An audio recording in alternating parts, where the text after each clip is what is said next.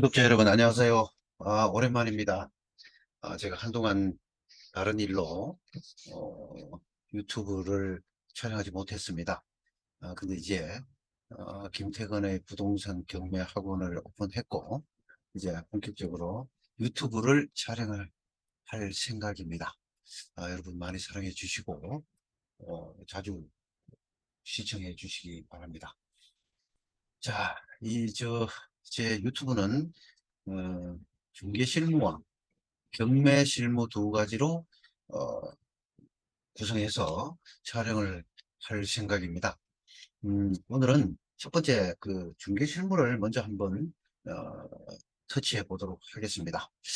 사실 중개 실무는 중개사님들이 상당히 예, 열심히 공부도 하고 계시고 또 그 필드에서 중개를 직접 하고 계시지만 매우 우리 중개업계의 중개 실무나 그런 것들이 중개 실무가 좀 일정하고 또 제대로 된 연구와 또 서적도 부족해서 어, 많은 부분 잘못된 부분이 와전되어 있는 경우가 많습니다.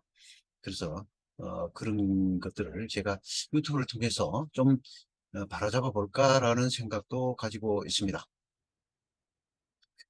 그 중개 실무를 하다 보면 요즘은 경쟁이 치열하고 어, 그 물건도 그 한정된 물건에 관여하는 부동산 사무실이 많다 보니까 상당히 예, 그 계약 성사가 어렵습니다. 그래서 그 가계약을 가계약을 해야 하는 경우가 왕왕 있는데요. 이 가계약이 이게 판례를 통해서 형성된 계약 그 이론이다 보니까 상당히 또 한간에 가계약에 대해서 잘못된 지식들이 많이 팽배되어 있고 와전되어 있는 경우가 많습니다. 그리고 가계약에 대해서 한번 우리 중개업계 한간에 얼마나 가계약에 대해서 와전되어 있고 뜨거운 그 반응을 보이고 있는가 하는 것을 한번 보시기로 하겠습니다. 자, 가계약이 대한 우리 협회의 실무에 나왔던 것을 제가 이쪽으로 옮겨온 것입니다. 자, 제목을 보시면 가계약금은 돌려받을 수 있나요? 하는 질문입니다. 그래서 떤 중개사님이 가계약을 체결하고 여기에 대한 그 임차인 또는 매수인이 그 계약을 해지를 했나 봐요. 해지를 하니까 여기 대해서 가계약금 돌려받을 수 있는지 궁금해서 질문을 한 그 내용입니다.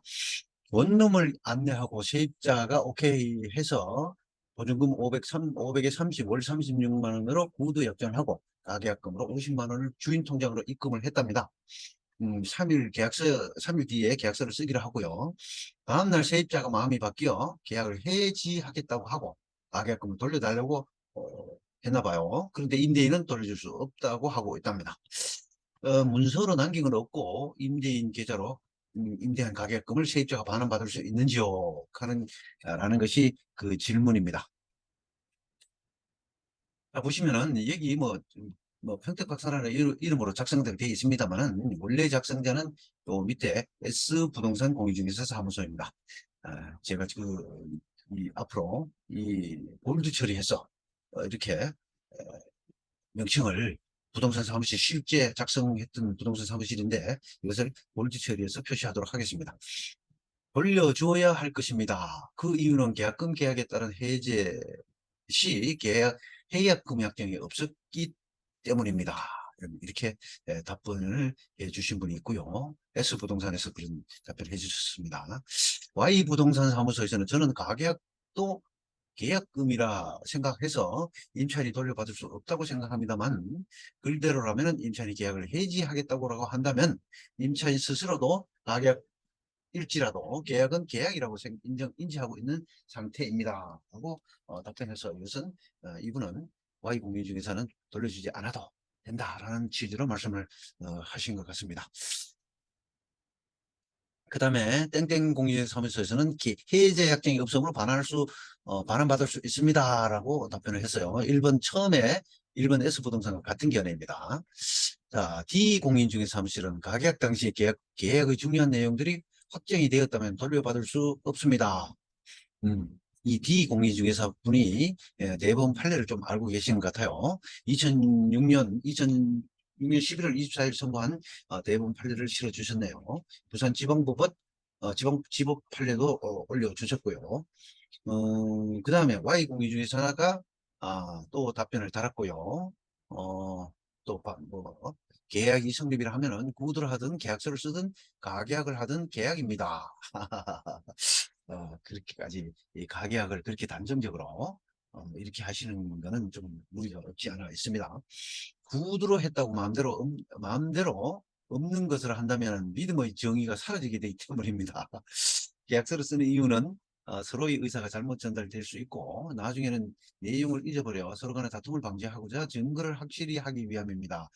증거를 확실히 하기 위함인 거는 뭐 틀림없이 맞는 것 같습니다. 그러나 그 Y 중개사 공인중개사 사무소의 그 소장님의 중개사의 답변은 조금 주관적인 답변에 치우치는 게 아닌가라는 생각이 듭니다.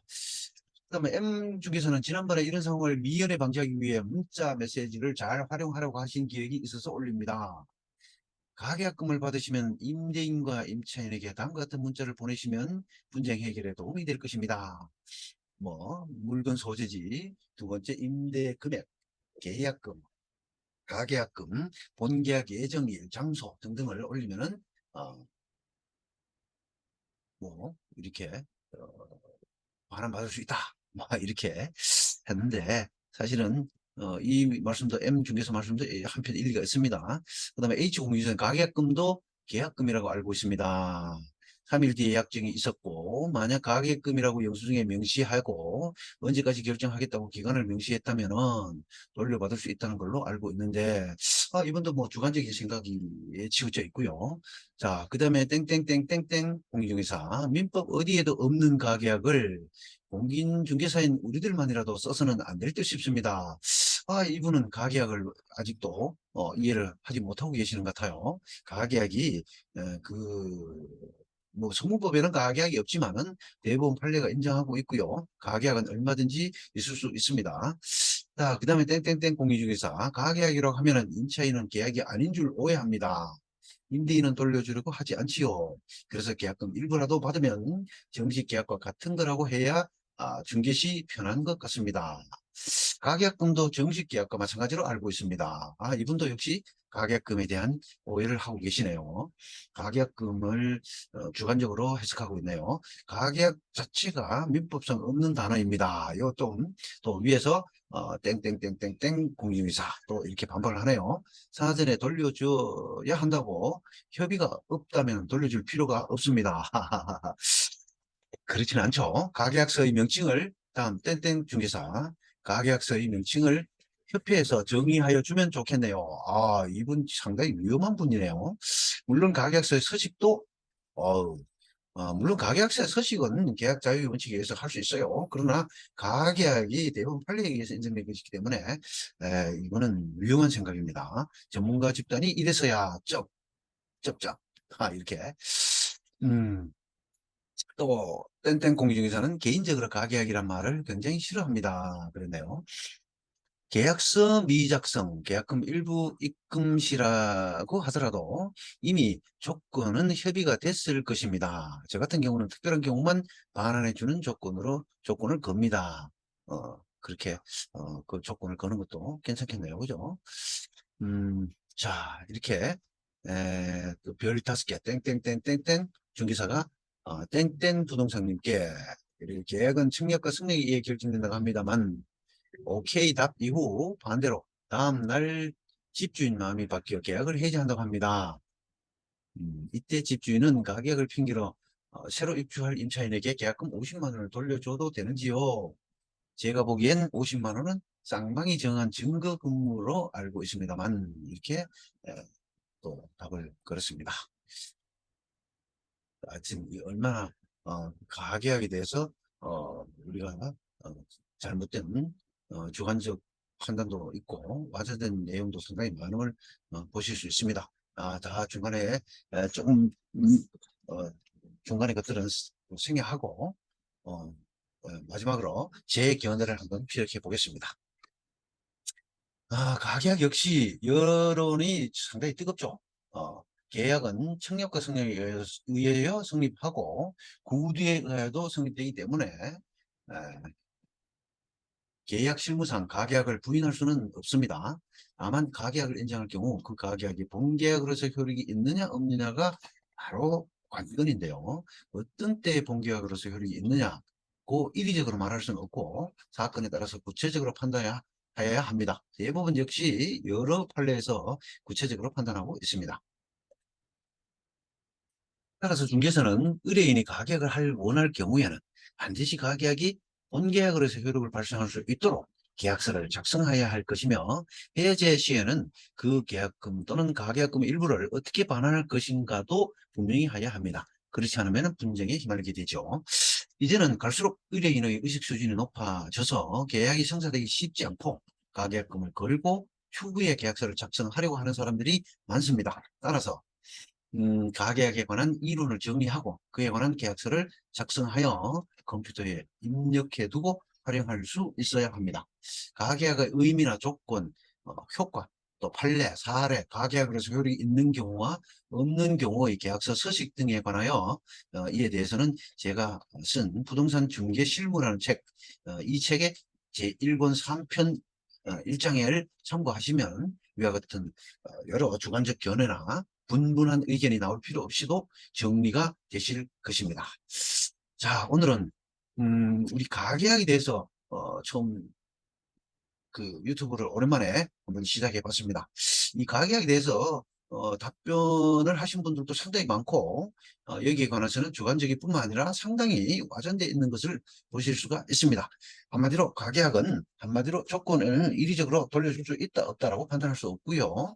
대부분 판례를 통하여 가계약이 어느 정도의 조건을 갖췄을 때 가계약이 본계약으로서 효력이 있는가 라는 것의 관점을 두고 그것에 관점을 두고 제 책에 있는 서식을 작성을 해서 컴퓨터에 저장해 놓고 그려 놓고 가계약에 대해서 본계약의 효력이 발생되도록 그렇게 하는 것이 가장 현명한 방법이 아닌가라는 생각을 해봅니다. 오늘은 이것을 마치고 또 찾아뵙도록 하겠습니다. 예, 여러분 감사합니다.